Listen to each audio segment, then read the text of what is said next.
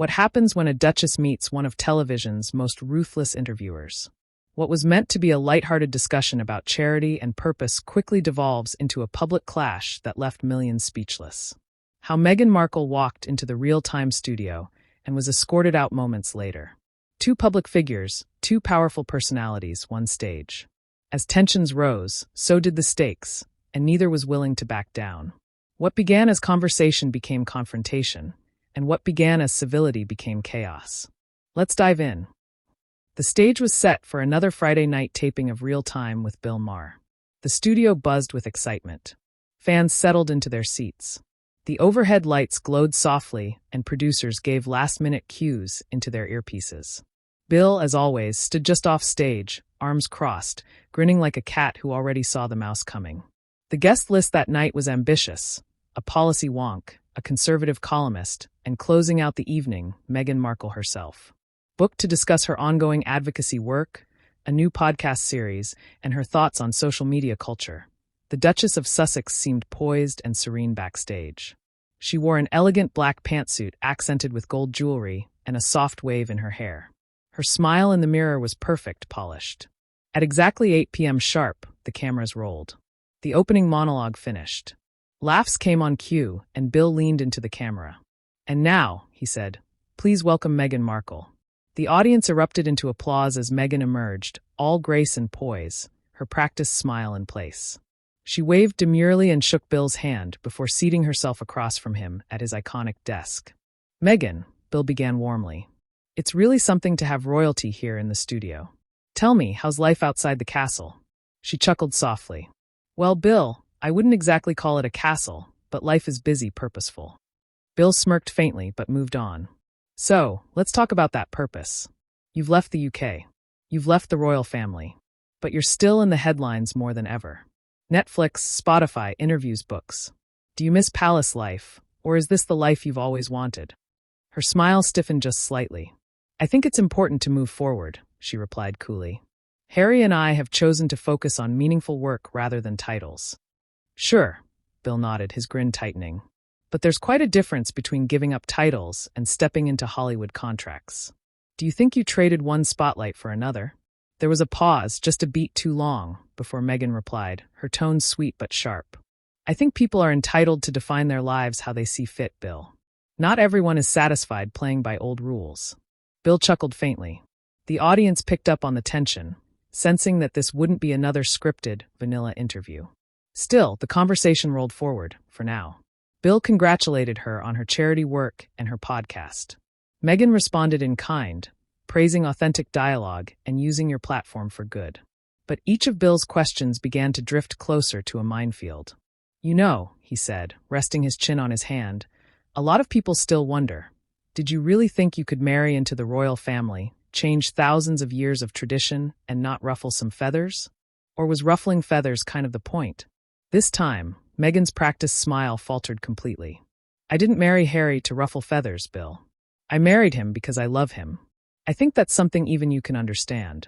The studio audience chuckled nervously. Bill grinned faintly, but pressed on. "And yet," he continued, "here you are, out of the family, but still very much in the headlines. Is that really love, or is it branding?" Her cheeks flushed slightly. She tilted her head, fixing him with a look of royal disapproval. "That's a remarkably cynical way to view marriage. But then again," she added with a faint smirk, "I suppose cynicism is your brand." The audience gasped softly, sensing the temperature of the room rising. Bill's smile froze for the first time all night. And with that exchange, the opening cracks of civility gave way to the first tremors of what would become the most infamous interview of his career. The smiles are gone. The crowd is silent. Every question is a jab, and every answer a counterpunch. What started as conversation is now combat. And the gloves are coming off. Bill leaned back in his chair, hands clasped together, his eyes glinting as though he just spotted an opening. "So, Meghan," he said, drawing out her name deliberately, "since we're talking about love and choices, let me ask you this. When you left the royal family, did you ever stop to think how that might feel to, the family, the Queen, William, Charles, or was it just all about you?" The audience winced at the bluntness. Even the camera seemed to hesitate, zooming closer to Meghan, whose eyes narrowed slightly. Family is complicated, she replied, her tone clipped but still controlled. And sometimes you have to make choices to protect your own mental health and well-being. I don't expect everyone to understand that, but I do expect respect for that decision. Bill smirked faintly. Sure. Mental health, very popular these days. But you can see how it looks, right? You left the family, trashed them on television, signed a Netflix deal, and now here you are telling your side. That's not just protecting your health. That's managing your image, which fine, but don't pretend it's just some noble crusade. There were audible murmurs from the audience now, some gasps, a few stifled laughs. Meghan crossed her legs and leaned forward slightly. I think it's telling, Bill, that you reduce what I've been through to a crusade or to image management. You don't seem to grasp the human cost of the choices I had to make. Oh, I grasp it, he countered quickly. But you seem to think the human cost was only paid by you. What about Harry's family? What about the British people? Do you think it was fair to paint them all as villains in your little Hollywood saga? Meghan's nostrils flared as her practiced calm started to fracture. I don't think being honest about my experience makes me responsible for other people's guilt or discomfort, she shot back.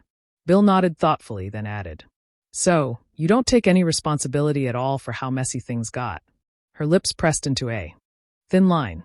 I take responsibility for choosing myself, for choosing my family, for refusing to stay in an environment that was toxic. That's what I take responsibility for. The audience gave a polite smattering of applause. But Bill wasn't done. He leaned forward now, his elbows resting on the desk. All right, then let's talk about Harry. What would you say to people who believe that you pulled him away from his family, that you isolated him, that you, how do they put it, took him hostage? Meghan's eyes widened briefly in disbelief before narrowing. I would say those people clearly don't understand Harry at all. He's his own man, and he made his own choices. Suggesting otherwise is not only sexist, but also insulting to him. Bill smirked. Sexist? There it is. Her jaw tightened. Yes, Bill, sexist. You don't get to frame me as some sort of manipulative woman who dragged him out of a castle because you can't imagine a man making decisions for himself. The crowd clapped louder this time, but Bill simply raised his eyebrow, waiting for the noise to die down. Fair enough, he said at last. But if we're playing the honesty game, let me ask, do you really think it's possible to walk away from the monarchy and cash in on it at the same time? Or is that just hypocritical? Meghan actually let out a sharp laugh, though there was no humor in it. You're really obsessed with this idea that my life is just one big transaction, aren't you? Bill tilted his head and delivered his next line like a blade. I'm just saying if it quacks like a duck, Duchess. The crowd gasped audibly. Meghan froze, then flashed a smile so cold it could have frosted the camera lens. And I suppose you'd know all about ducks, Bill. You certainly quack enough. The audience erupted, half in shock, half in cheers, but the tension was electric now. Bill's smirk faltered for a moment before returning in full force. He leaned back in his chair, visibly enjoying the discomfort crackling in the room. Oh, we're just getting started, he murmured, his voice low, but carrying through the room. And they were. By now, the crowd was split. Some visibly rooting for Meghan, others clearly on Bill's side, but everyone leaning in, unable to look away. He asked about royalty. She deflected. He pressed harder. She snapped. Now he's going after her career, and there's no script that can save her. When the spotlight turns brutal, only one of them will walk away with dignity intact. Bill Maher glanced at his cards, then tossed them aside with a casual flick of his wrist. All right, Meghan, let's pivot, he said, stretching the tension in the room like a bowstring. We've talked about royalty, duty, and drama. But let's rewind to before you were Her Royal Highness. Meghan's posture straightened slightly. If we must. Oh, we must, Bill replied with a grin. So Suits, acting, the glamorous world of television. Some folks argue that you were never really a great actress, that your fame exploded not because of your roles, but because of who you married. How do you respond to that? The studio held its breath. The question hit like a slap. Meghan's eyes darkened. I respond by pointing out that I worked hard for over a decade in an industry that isn't exactly friendly to women of color. I earned every role I got. I climbed from the bottom. Briefcases on Deal or No Deal to series regular on a successful show. Bill tilted his head. Sure, and Suits was cute, but let's be honest, it wasn't The Crown. She scoffed. Are you seriously comparing a fictional legal drama to a period piece about your favorite outdated institution? Laughter rippled through the audience, but Bill's smile didn't waver. Touché. But the point is, you became globally famous. Not because of your IMDb credits, but because you married into Buckingham Palace and then immediately acted like you didn't expect the attention that came with it. Meghan crossed her arms. You keep implying that I chased fame through marriage, but maybe I just fell in love with someone and didn't expect the world to turn me into a tabloid villain overnight. Bill shrugged. Okay, fair. But then riddle me this. Why haven't you acted since? If you loved it so much, where's the follow-up role? Where's the Oscar-worthy comeback? Or are you just too busy cashing Spotify checks? That one stung. Meghan's jaw clenched visibly. You don't get to dictate what success looks like for me, Bill. Maybe I didn't want to go back to an industry that constantly judged me for how I looked, sounded, or who I married. He leaned forward. Or maybe the roles just weren't being offered. Maybe the offers dried up because, let's face it, Hollywood's not known for rewarding mediocrity twice. The silence was deafening. Meghan inhaled sharply through her nose. You know what I think, she said, her voice icy. I think you're just bitter that women like me, women who speak up, still refuse to play nice for men like you. You want a quiet, smiling duchess with no opinions. Well, tough. Oh, please, Bill replied, waving a hand. Don't flatter yourself. I love opinionated women. What I don't love is narcissistic revisionism. You came onto the show with talking points, a PR strategy, and a persecution complex. And you've been dodging basic accountability ever since. Accountability? Meghan's voice cracked into a sharp scoff. You think this is accountability? A middle-aged man with a smug smirk telling a woman she should be grateful for being abused by the press, sidelined by her in-laws, and mocked for sharing her pain. I think it's a conversation, Bill countered. And you're turning it into a tantrum. There was a low murmur in the audience. Shock, discomfort, and a few gasps. I'm not throwing a tantrum, Meghan snapped. I'm standing up to condescension disguised as cleverness. Bill's grin widened. I'm not condescending, Meghan. I'm just not buying the Netflix version of events. She leaned forward now, hands planted on her knees. Then maybe you should stop pretending to be a comedian and admit what you really are, a bully with a monologue. The words sliced the air, and then Bill's smile finally faltered, only for a beat, but it was long enough for the crowd to notice. The tension in the studio was volcanic now. He leaned back in his chair. He tapped his pen twice on the desk, then nodded slowly. You know, he said, his voice lower now, more deliberate. This was supposed to be a civil conversation. You could have said your piece, promoted your charity, defended your story, but you've been combative since the moment the lights came on. Because your questions weren't questions, Meghan shot back. They were insults with punctuation. And your answers, Bill countered, have been narcissism with a side of victimhood. A pause, then he stood. The studio gasped. Enough, Bill said flatly. I've hosted this show for over 20 years.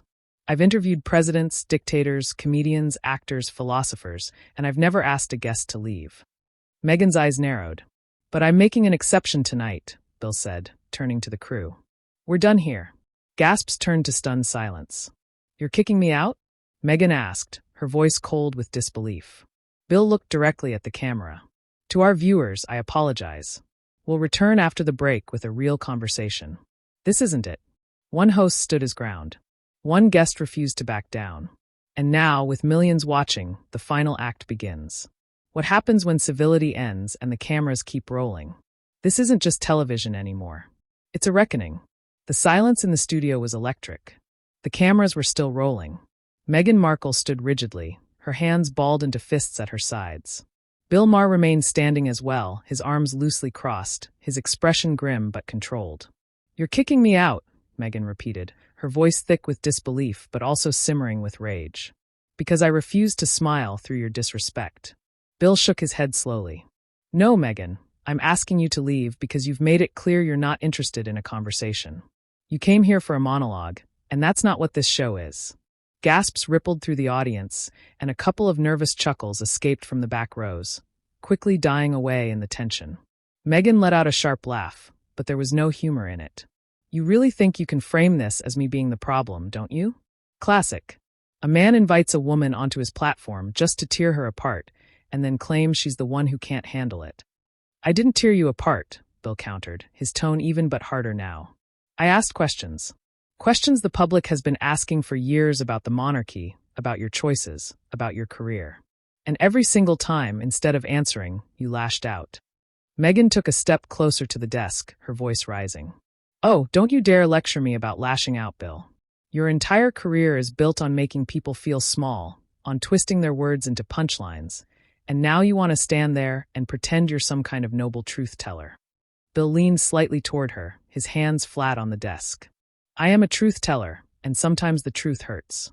You want everyone to believe you're a victim of circumstance, Meghan. But maybe you're just a victim of your own decisions." That was it. The line hung in the air like a thunderclap. Meghan's face flushed deep red. "You arrogant, smug, sanctimonious." She caught herself, then straightened, her chin lifted high. "You don't deserve my words." She turned sharply toward the audience, her heels clicking like gunshots on the stage floor. But she wasn't finished. "Not yet. You all see this, right?" she called to the studio crowd, her voice sharp and unwavering. "This is what happens when a woman refuses to sit quietly and let herself be demeaned. They call it losing composure. They say she's difficult. They tell her to leave."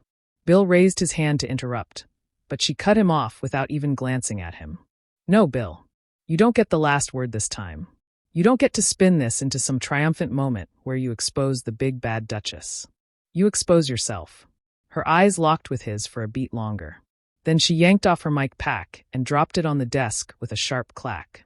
"You're welcome," she said simply. Then she turned and walked off the stage, her back straight, her every movement deliberate and defiant. The audience was dead silent. The only sound was her heels fading as she disappeared into the wings. For a long moment, Bill just stood there, his hands on the desk, staring at the empty chair she'd left behind. The camera lingered on him. Even he looked momentarily shaken, but it passed quickly. He exhaled slowly, smoothed his tie, and turned to the audience. "Well," he began, his voice dry, though softer than usual. "That was something." A ripple of uneasy laughter swept through the room. "To our viewers at home," he continued, "I apologize.